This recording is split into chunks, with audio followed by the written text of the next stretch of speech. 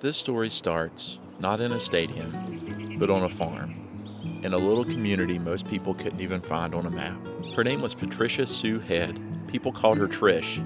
She was born right here in this corner of Tennessee on June 14th, 1952. And if you grew up in basketball, then you already know what that name became: Pat Summitt.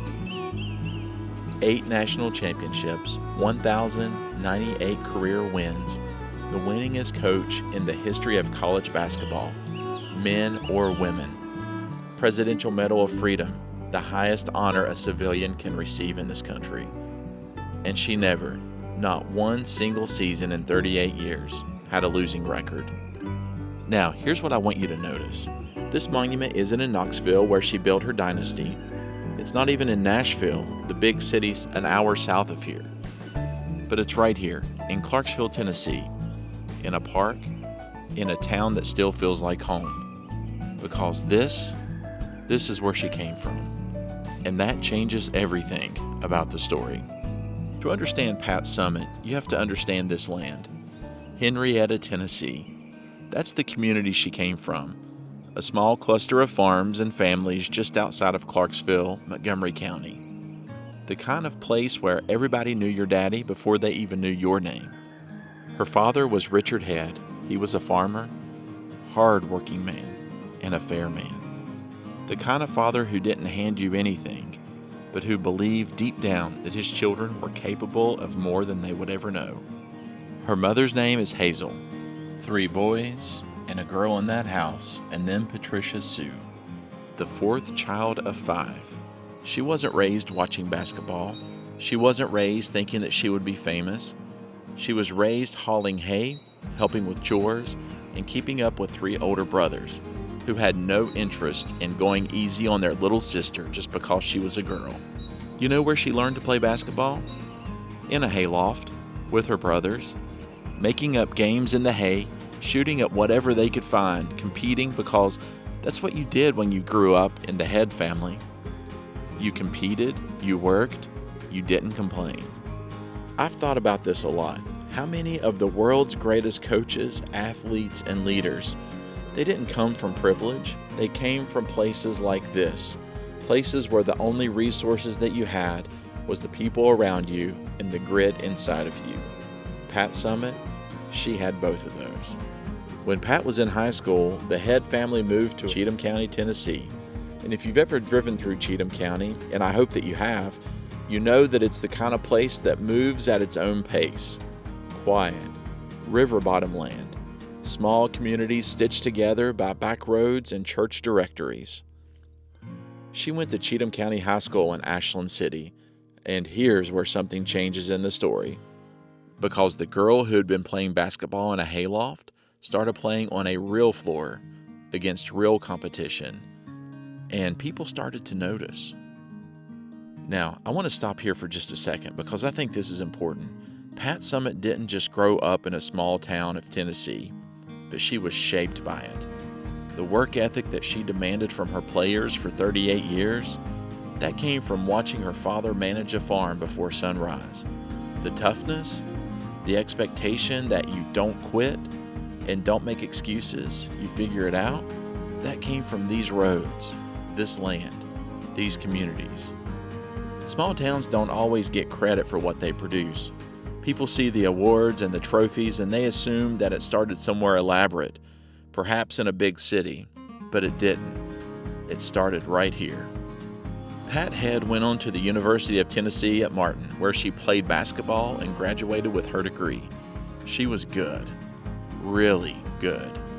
Good enough to represent the United States of America.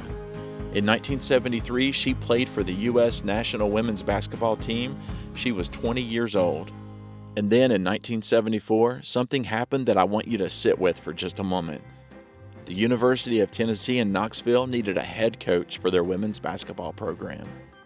They hired a 22-year-old woman from a farm in Cheatham County. 22 years old.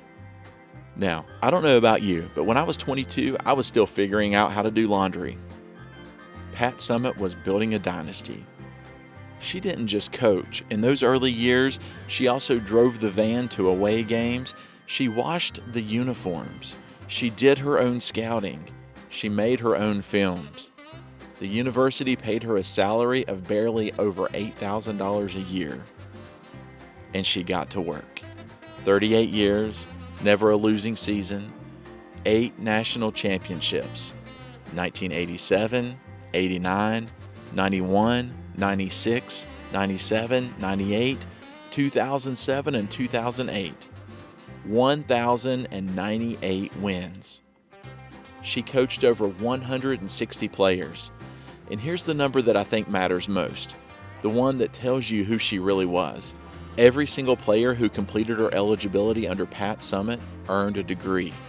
Every single one. And she wasn't just building a basketball program, she was building women.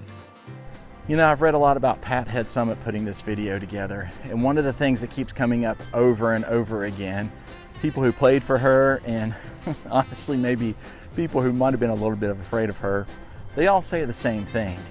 She saw them. She really saw who they were. She had this way of knowing exactly who you were and what you were capable of and what was standing between you and the very best version of yourself. And she'd look at you right in the eye and tell you the truth, not to tear you down, but because she believed in you more than you actually believed in yourself. That's not just coaching. That's what a good mentor does. And that's actually what a good community does too. And honestly, I think she learned that here in places like this, where people know your name and expect something from you before you've ever even done anything worth noticing. In August of 2011, Pat Summitt was 60 years old. She had just come off of another season, another winning season, because that's what she did. And she went to the Mayo Clinic for some routine tests, and they told her that she had early onset Alzheimer's disease. Alzheimer's, the disease that takes everything, your memory, your recognition, your ability to recall the people and moments and places that made you who you are. For a woman whose career was built on meticulous preparation, film study, remembering every player's tendencies, every opponent's weaknesses, the cruelty of that diagnosis is almost impossible to put into words. She didn't hide it. She didn't retire quietly. She stood up in front of the world and she told the truth. And then she went back to work. She coached one more full season, 2011 to 2012, while living with that diagnosis. Her Lady Vols went 27-9. Pat Summitt retired in April of 2012, and she passed away on June 28, 2016, in Knoxville, Tennessee. She was 63 years old. I find myself sitting with that a lot. A woman who spent her entire life teaching others to face hard things with courage. She herself faced the hardest thing of all with the same grace.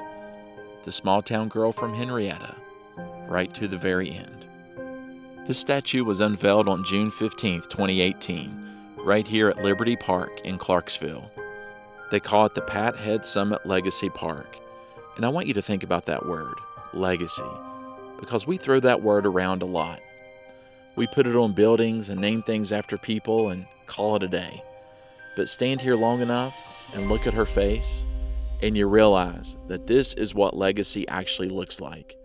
It's a bronze woman standing in a park in a small Tennessee town, the town that she came from, looking out like she's still watching, still expecting something from you. 8 championships, 1,098 wins, a Presidential Medal of Freedom, and a farm in Cheatham County where a girl played basketball in a hayloft with her brothers. That's hometown view. That's what these places produce when nobody's watching. That's why I drive the back roads. That's why I stop when everything else keeps going. Because the greatest stories in this country, they don't always start where you'd expect. Sometimes they start on a dirt road outside of Clarksville, Tennessee. If you've never been to Clarksville, I want to encourage you to make the trip. Come on out here, walk up to the monument, take a few minutes with it, because she deserves more than just a drive-by. Honestly, they all do. The local legends, the backroad stories, the people who made something extraordinary out of the most ordinary beginnings. If this story meant something to you, please share it with somebody. That's how these stories stay alive.